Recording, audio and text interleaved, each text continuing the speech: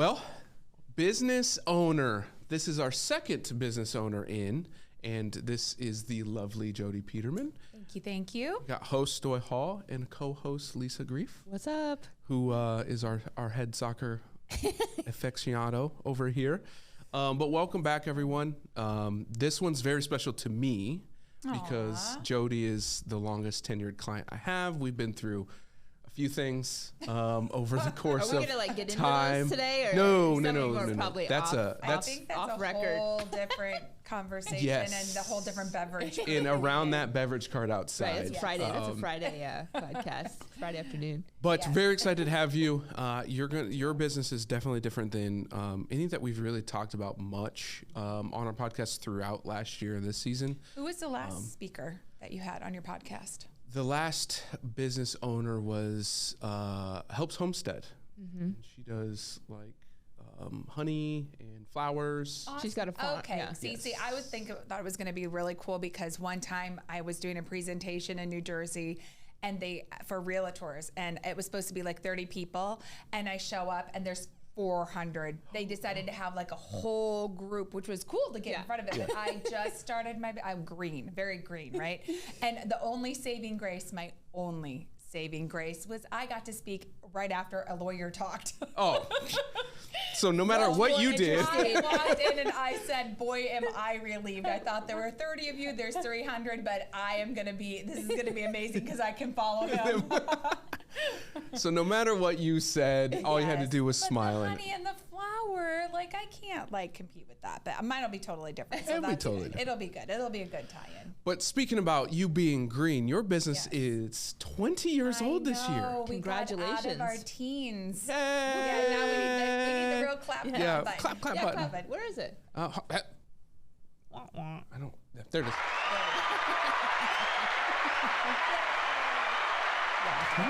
Something really. Yeah, I kind of came and like, whoo, and now we're here. So. Talk us through that journey.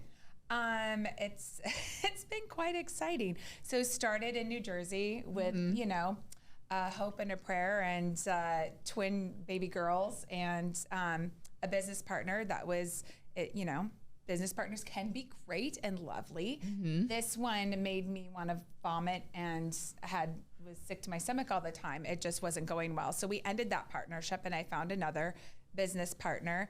And then I had the opportunity to purchase that company out from under her because she was moving away to be with her husband. So it was great. And then my husband said, surprise, I want to move back to Iowa. I'm like, okay, this is going to be something Welcome totally to Iowa. new. Yeah, I know. This was like in 2008. And you know what the market was like in 2008. Right. And then also like everything I knew about Iowa, like I was outside of Iowa longer than I had been inside of Iowa. So being outside of Iowa, I'm like, my gosh, women are so strong in Iowa. Like they do everything themselves. They can, they bake, they cook, they have babies by trees. They don't need a designer in Iowa. I'm like, how is this going to translate? And I'm like, thank God we were building a house right up the street. They were building a new Walmart. I'm like, if this doesn't work out, the whole design thing, I can go be a Walmart greeter. That was my backup plan. So that was really exciting. So taking what I knew from New Jersey, moving it cross country in 2008. So that was 2003, bought it. I started it. And then in 2008, brought it here, and I thought, let's just go back to basics. So I just started with staging. And by getting in with staging and talking with people, they're like, wow, you did this for my house and just staging. What can you do for my new home? And so started with there, layered in the whole furniture thing, the procurement, installment, and everything that goes along with that. And then slowly just partnered with Iowa State University to have interns, and then those grew into I can't wear 90 hats myself, where you give up your control, right? So kind of been through it all. It was out of my home in Grimes, Iowa, and grew and added people and went through a lot of, all the fun business things, employee theft, employee this, employee that, like all the great stuff. All the great business owner stuff. Great business owner things. They don't teach those in books. Oh, they sure don't. That's called an additional college learning on your own. Yes. Yeah, there should be a chapter in the book. It definitely should be. People don't have any idea. Anyways, so went through all of that and grew so much that we just basically our neighbors kicked us out of the neighborhood and we had to get a storefront, which has been awesome. And now we're transitioning again into something different from this wonderful thing called, I call it the years that shall not be named, that everybody learned and pivoted from. So learned some things from that. And so now we're going in a whole new direction this week on this trip, I found out. So kind of exciting. And a new market. News dropping like today or? Oh, I mean, I can. I can. Well, this will probably go out. Yeah, it'll go out in a couple weeks, maybe. Probably like 3 weeks. All right. So spinning on that, I have to caveat and take a little pivot backwards because in June of last year, we found out my daughter was going to be having our first grandchild. So my husband and I decided to just get a little vacation rental home in Florida where we could hang out whenever we wanted to and then come back to Iowa. After we moved down there, I think we're there for maybe 3 weeks. He's like, I'm never leaving. So I guess if I want to be married, and we're living in Florida now, which is great because the economy there is doing completely new and exciting things than what it's doing here. So it's a little more protected in some aspects. So that being said, and going through the pivoting of COVID and everything that happened, employees really like working from home. They love it, actually. And doing what we do, you can mostly, do that. So we're going to be pivoting in that direction. So, but also have a show space to show people furniture and everything like that. So that's people still want to see it, they want to feel see it, touch it, exactly. look at it. And it'll be in a nicer setting because it actually is fully us. I fully designed this space. It's got the cabinet lines we carry, the cabinet hardware all installed, not like little cabinets. Like you can actually visualize see it and visualize it. it. Yes, envision it. So that's all exciting. So it's funny because when I'm in Florida, I'm going crazy trying to get my business out there, networking and everything, making great connections. And then when I come to Iowa, I come once a month for a week. I'm putting a month's worth of business into 1 week. So every second of the weekend, I'm out and about doing everything. And well, let's be real. You have clients all over the United States. You travel a lot. I totally forgot to. Oh my gosh! I hope Vital doesn't strangle me. So during that whole transitioning period, between 2020 and now, we ended up partnering with a company out of Brooklyn, and they buy multifamily projects across the United States. That's how I knew I had the confidence that I could go to Florida and everything would be fine. Working from Iowa and figuring that whole thing out.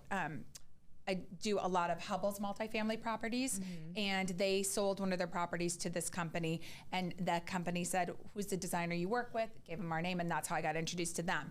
And after speaking with them a little bit, I was like, because you're always pivoting. My mind's always thinking as a business owner, you have to think all the time on your feet. And I was like, so I've looked at some of your other properties in your portfolio. I see everything. It really lacks consistency. Like, are you guys the only investors, or do you have other investors? It's like, no, we have investors from Dubai. We have investors from all over the place. And I'm like, how do you get that across, that confidence across that? Like when they go with you, like it's going to be done right. And he's like, that's a good point. And I was like, he goes, have you ever done projects nationwide before? I said, no, but if you want to check it out with me, I'd be more than willing to see if we can do it. And we pivoted a couple times in there, and now we have it down to a science. So it's great. It's fun. So I'll literally go, I'm going to Indiana to go measure a project out right outside Chicago. I'll measure it, get all the information, and we'll start designing and make all the selections, and then do all the furniture and procure it all, and then go back and install it. And I love it. I know. It's fun. And I'm going to Orlando. We got another project there, so really excited. And Naples. So look at you. Yeah, getting there. So when did you decide to be a business owner? Have you always wanted to be a business owner, or is there a story around that too? I don't think I can work for somebody else. I'm a little Stoy in a nice way. I like things done my way and efficiently. As Stoy is respectfully though, you want it done correctly your way, respectfully. It's not always your hire the highway. I always take my professionals that I hire. Yes. And listen. Yes. I can take it back. I expect that. I tell my husband too. I'm like, put me in my place. Like just sit in a loving way. In a loving way. Yeah. Of course. Like call me out, basically. Like if I'm thinking something wacky, I mean, that's your job to call me out, but I do like to have my opinions heard. Yes. I did work for Bath and Body Works doing their marketing and their like their display set designs and stuff like that when they were the cute little Bath and Body Works store before they became all commercialized. All big and stuff. All big. You know, So interior design. Let's. Can you lay out some of the misnomers about your industry? Because we hear it a lot of like, one, I can do it myself.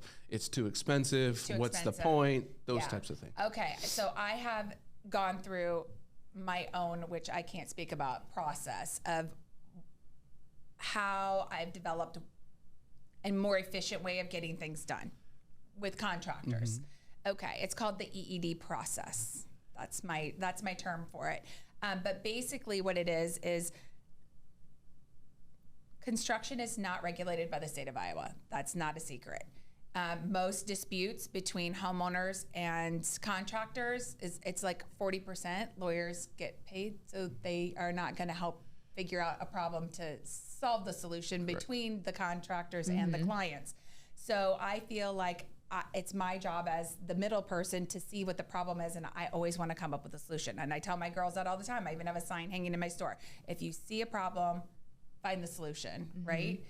So the problem is that since it's not regulated, it means that anybody can be a general contractor. There's no tests or codes or anything like that. You mean like I could be a general contractor? My grandma could be a general contractor. That's Your terrifying. dog could be a general contractor. Yes. Ooh, my dog would be a good one. And the problem then equates when the economy goes really good and there's not enough out there. What happens is people who see their general contractors making money doing what they do and think they can go out on their own and do it, but they don't really have all those little nuggets in the back of their pocket to know, and clients get hurt. That's when clients say, I'm never going to do any remodeling to my home. I don't want to do anything. I'm just going to sell it as is and just find something new.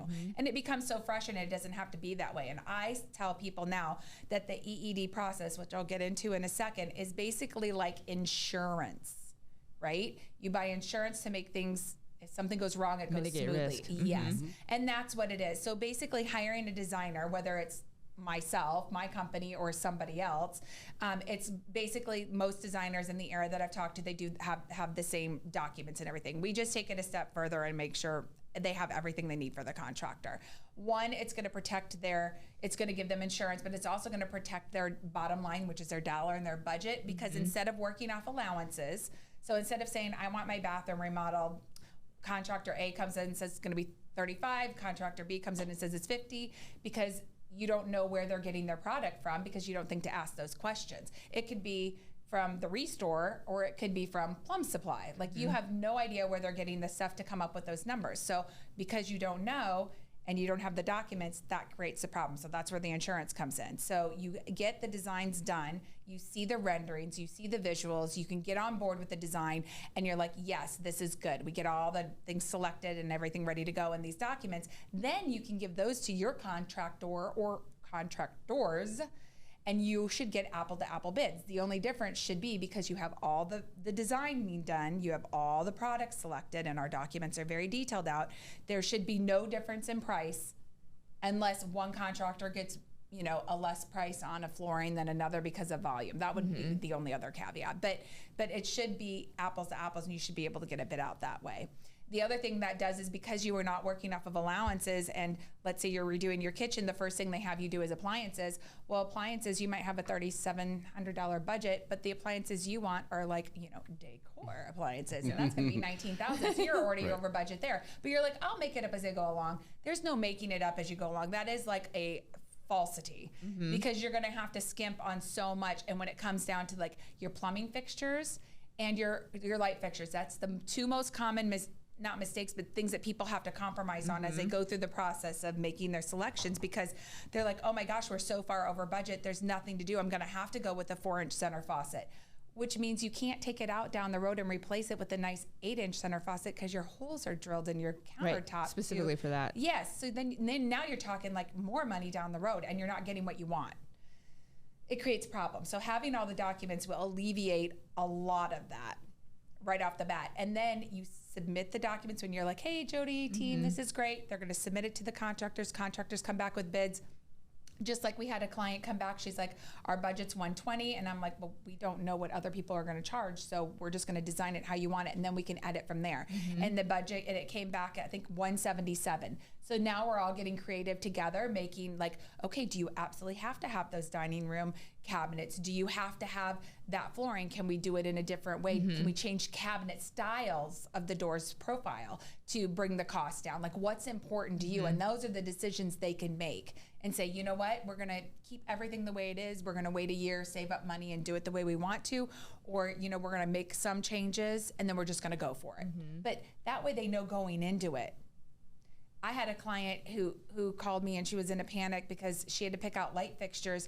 And so I got a hold of everything and I was talking to her contractor and I'm like, what's the budget? And he's like, well, she's over budget on everything. I'm like, I know, but she says she has to stay in a certain budget.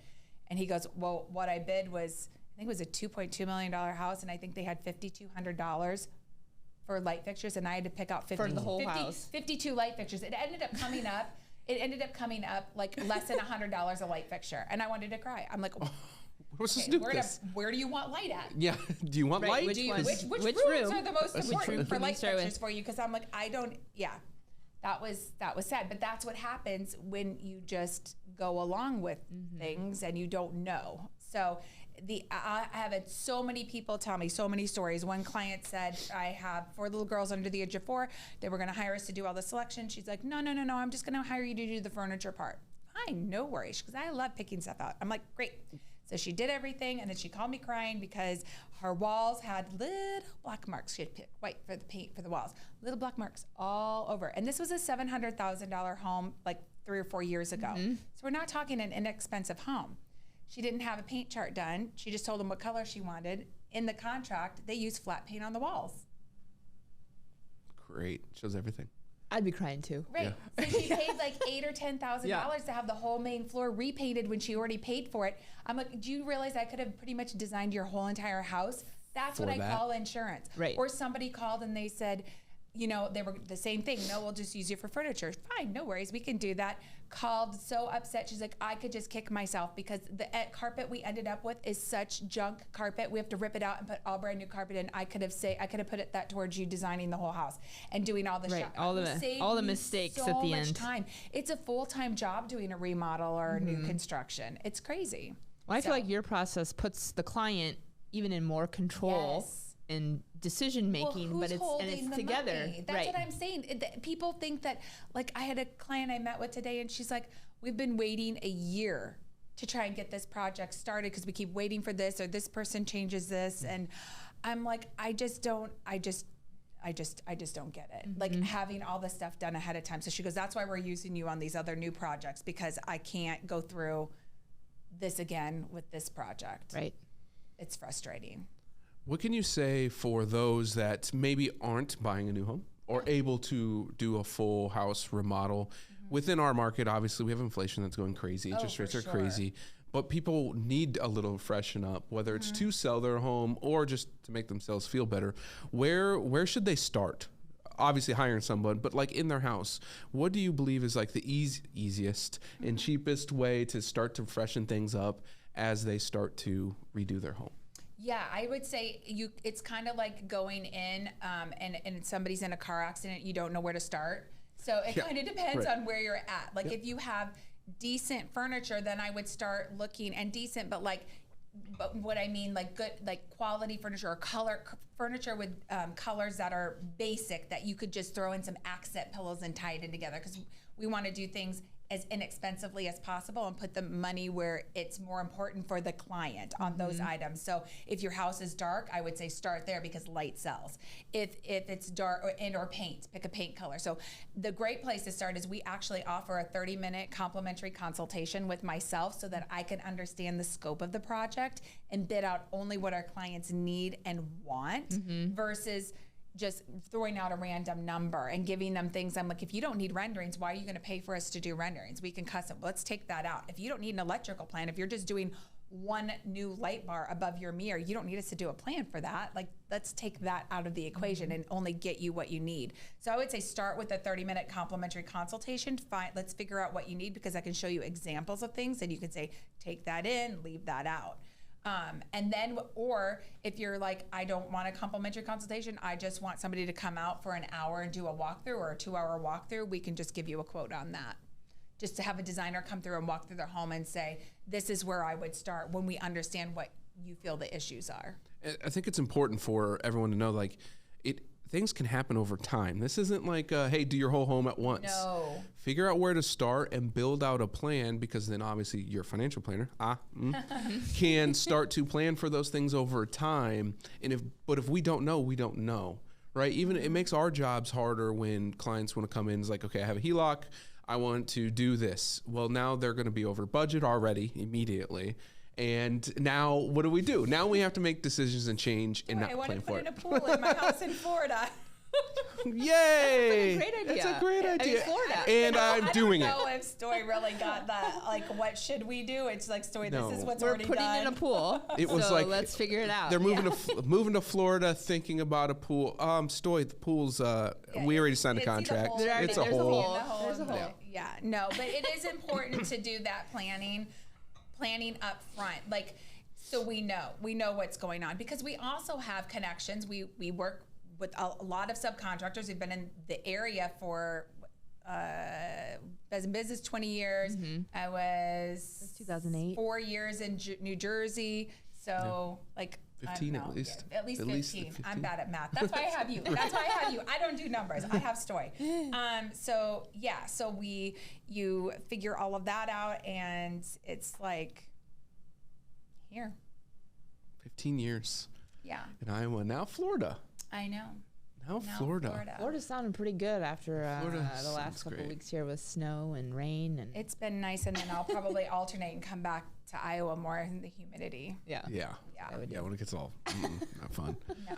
So we've learned a lot about your business. Now we love talking about this, and obviously we've done this multiple times, of the difficulties of the mindset for a business owner when it comes to, one, running the business, two, taking care of staff, and then ultimately, third, your own family. Can you talk us through, for everyone as a business owner, of having life and doing all of those things, and the stress and having the right mindset to come out of whatever situation you're in? Yes. At the beginning, it was wine. In the beginning, it What was kind? a lot of wine. I can't even remember. It's in a brown bottle, and I got it at Target. It tastes like apple juice, and I call it Mommy's apple juice, is what I did when the girls were little. Yeah. And it used to be $8 a bottle, but then I think I told all of my friends about it, and now it's like $20-some a bottle. Supply and demand and whatnot. Yeah. Or now it's Moscato. I There like you go. Moscato too. I like sweet wine. It helps me stay sweet. But yeah, it has its challenges, and I've made a ton of mistakes, which I've had to apologize for, because you're running your business and you're trying to get it off the ground, and when you're a type A person and failure's not an option, you're always thinking on how to make it better, right? Sometimes that's the detriment of your family sometimes, and I have had to apologize to my daughters many times for that, because I was there, but also our business was there. I had several employees working out, and I never really thought about it until I think it was Hannah one day. She goes, but you don't realize, Mom, we have nowhere to go. Like, we have a day off of school. You guys are still here working. Like, the business was part of your home, like integrated in your home. Yeah. Well, yeah, and so it's just like, so you have to apologize. But it does allow you the freedom to do what you want to do and set your own schedule and work remotely, work here. I went to Charleston, South Carolina, because we thought we were going to buy there Yes, too, right? sure did. We're going to buy everywhere. But worked there and did a great job and had so much fun. And I couldn't have done it if I was working for somebody else. And the freedom, I think, I don't like being held down, tied down, and told what to do. I like to be in control. Right. I don't want to be held down. You have to stay in Iowa. Like, I want to be able to have that freedom. So. Yeah, I think freedom is an exciting part of business ownership, and it can also be scary for people too. It sounds like you found a good mix. Yeah, well, when I ripped the Band-Aid off when I moved from New Jersey here, so I knew it was going to work. And I love telling this story because we did, I'm part of the HBA and the Professional Women in Construction and the Remodelers Council. And so we did a show home in 2021, 2022. Was it last year? Yes. Last year. Yes, Yes, it sure was. It was the first year that was not odd because I did it in 13, 15, 17, 19, and now 22. So anyway, so we were doing one of those, and I literally got the text message from my husband that the offer on the house went through, and I was like, you know, show home, you're working 14 hours a day, like for a long period of time, you're exhausted. And I was like, oh my gosh, we're moving to Florida. It just hit me, and I said it out loud. And these clients were so excited, this couple, and they came running up to me and like, we're in Florida, did you buy a house? And I was like, oh, it was like, it's in like Fort Walton Beach. And they're like, that's by Destin. And I'm like, yeah, it is by Destin. And they're like, we're building a 3-story Airbnb in Sandestin. Can you help us? Look at that, serendipity. I know, that's why I said, so then I'm like, okay, I can calm down. This is where we're supposed to be. Florida's happening. So, yeah. So it's definitely had its challenges and ups and downs, as you know, as with your family, you've got young babies too. But now the transition is that we've moved to Florida. My daughter's had her baby. I can be there for my grandbaby and have that time, which is the most important thing. It is the most important. I think I wrote a whole blog about how I slowed down. Yeah. Except for this month. Yeah. And next month. But yes. I mean, there's ebbs and flows. There's ebbs and flows. There's ebbs and flows. Sure, but I did get some good quality. I do get a lot of good quality time with him whenever I want him. My daughter's like, here. Yeah. Please take him. Go to grandma. Go to grandma. No, Gigi's. Go to Gigi's. Go to Gigi's. Really quick, please. Yes. Get away. Please, I need time. Yes. I need a break. We've all been through that, and now you're on the other side of that. And yes, and it's so much better on the other side. You can do whatever you want. God, it is awesome. Is it because you can give him back? When you can spoil the hell out of him? I can give him back. And, you know, and then there's the part where, you know, I am a little blessed. I don't feel like, and I have been told I do not look like a grandma. So I'm pushing him in the stroller, like walking in the park, going, you know, like making all the cute baby noises. And I've had like handfuls of people, oh my gosh, you're just glowing, your baby's so cute. And I was like, oh, it's my grandbaby. So there's always that. That's always nice. That's always fun to say, yeah. That's awesome. It is awesome. So it's awesome. Yeah, that is amazing. So do you have favorite projects, or do you just love them equally? I just love it all, because what motivates me is making people happy. That's why I think sometimes, you know, for me, like one of the things is I take things personally. So every time I make a mistake, whether it's like I do something wrong, or I make, you know, and do something and an employee gets upset, which is inevitable. That's like daily when you work with all women. You do something that somebody's not happy about, but it's just, you just take things personally. So I love it when, you know, we have happy clients, or I can fix a problem solve, and come up with a good solution. So that one's trying to tip now. Yeah, it's gonna hold it. It's like cow tippy, just, in Iowa, except for it's not. Just hold it. Just hold it. Gonna hold it. So newer market in Florida. You hit upon it a little bit, how the difference of Florida and Iowa. Talk us through Florida, what you got going on, what you're looking to do down there, and and how is it different than Iowa? I think Florida is, like, there's building going on here, but it has slowed down a tidge. And we're doing a lot of smaller projects here, and that's totally fine. The other day I went out and picked somebody's front door color. Totally fine. Her front door is going to be amazing. And then we're doing like smaller remodels. And I think I was talking about this and maybe got sidetracked, but that's what the nice part about doing something smaller, and maybe not, if you don't want to do that part right now, like waiting for it.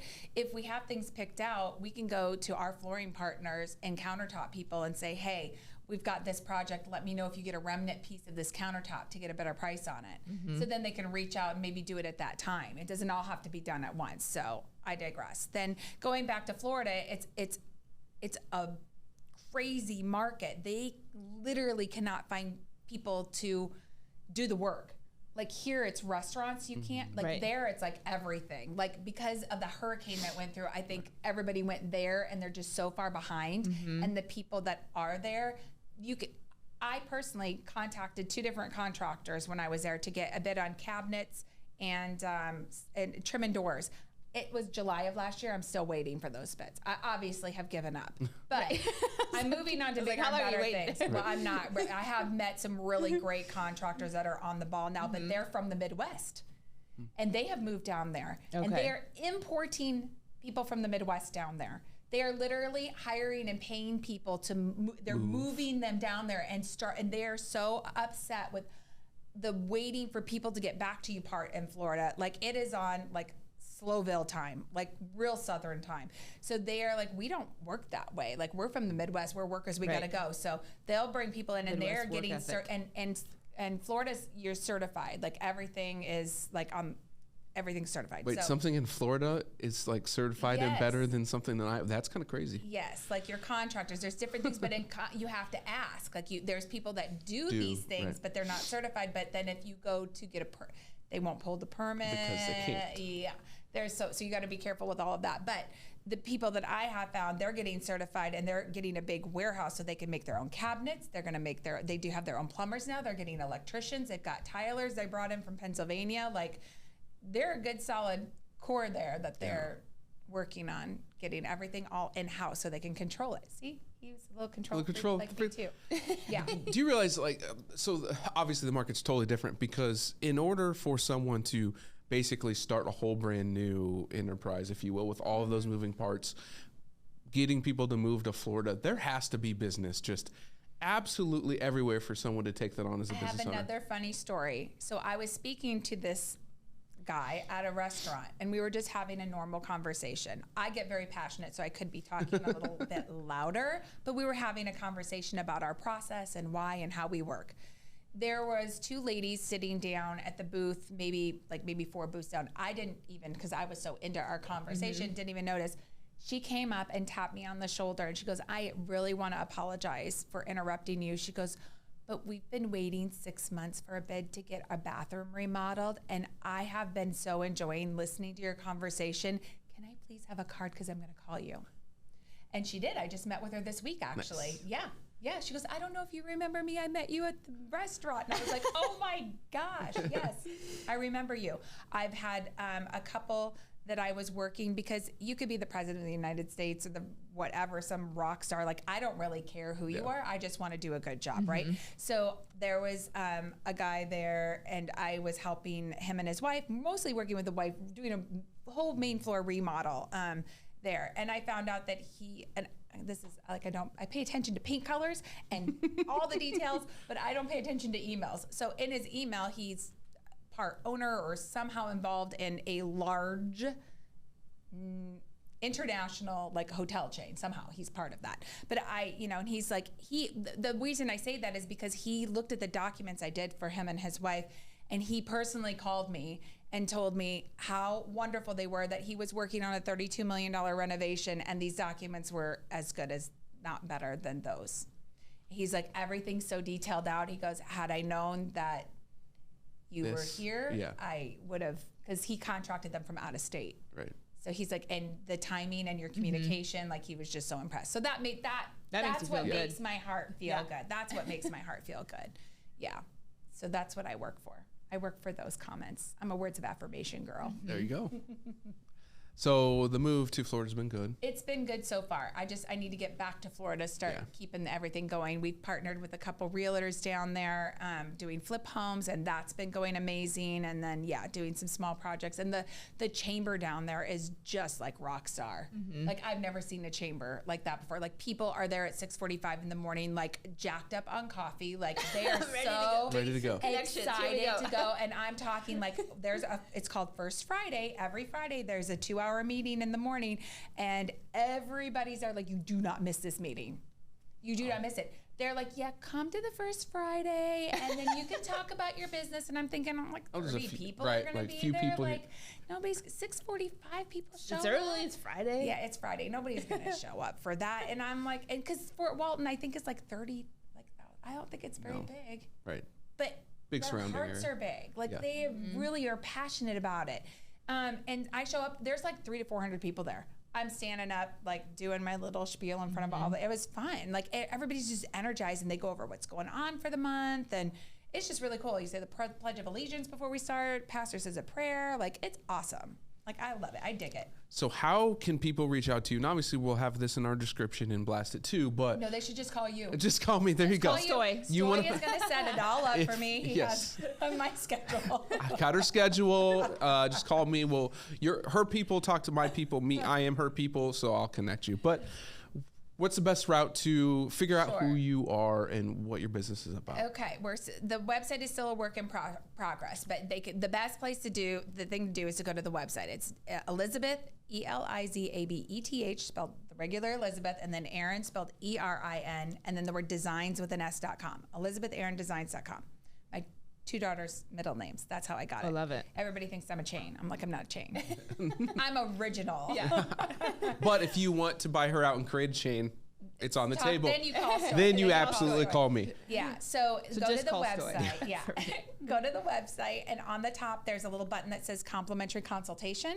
They would click on that. They fill out a little information, and then that's going to tell us they're not a robot, and then they can get access to my schedule and pick a time that works for them. And if they can't find a time, then there might be some more flexibility in the schedule, but they should call the office, which is also on the website, the 515-986-1895. Yeah. And then obviously on Facebook and Instagram. Oh my gosh, Facebook, Instagram. I think they started like a TikTok thing. Oh. I don't know if that's going. I got to with follow some that videos. one. I'm not 100% I'm not on TikTok. sure. Yeah, and LinkedIn. So LinkedIn has a little bit more of like the commercial side. Yeah. You know, like we're helping. We did a little help with the new Guadalajara restaurant in Altoona. A little help with design there, and things like that. So reach out. Yeah. If you have any questions, that is, and you get a free consultation. So feel free, and we'll have that link also in all of the descriptions as well. So reach out, and I want to thank you for your time. Thank you for having Coming me. I think on this board. is really sweet. So we'll have a follow-up. Obviously, we want to introduce who you are, but I also believe we could get a little more granular, maybe pull up some clips and show them exactly what you do. I think that'll be really good as well. So again, thank you for coming out. Well, thank you for having me, and thank you for protecting my money. You're welcome. Right.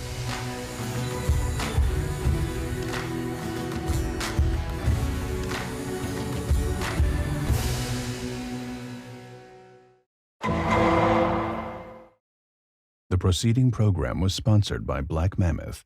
Any awards, rankings, or recognition by unaffiliated third parties or publications are in no way indicative of the advisor's future performance or any individual client's investment success. No award, ranking, or recognition should be construed as a current or past endorsement of Black Mammoth. Information regarding specific awards, rankings, or recognitions is available on the Black Mammoth website, www.blackmammoth.com. All investment strategies have the potential for profit or loss. Investment strategies such as asset allocation, diversification, or rebalancing do not assure or guarantee better performance and cannot eliminate the risk of investment losses. There are no guarantees that a portfolio employing these or any other strategy will outperform a portfolio that does not engage in such strategies. This broadcast should not be construed by any client or prospective client as a solicitation to effect or attempt to effect transactions and securities or the rendering of personalized investment advice due to various factors including changing market conditions. The information discussed in this broadcast may no longer be reflective of current positions or recommendations. While information presented is believed to be factual and up-to-date, Black Mammoth do not guarantee its accuracy, and it should not be regarded as a complete analysis of the subjects discussed. The tax and estate planning information discussed is general in nature and is provided for informational purposes only and should not be construed as legal or tax advice. Listeners should consult an attorney or tax professional regarding their specific legal or tax situation. Past performance is not indicative of future results.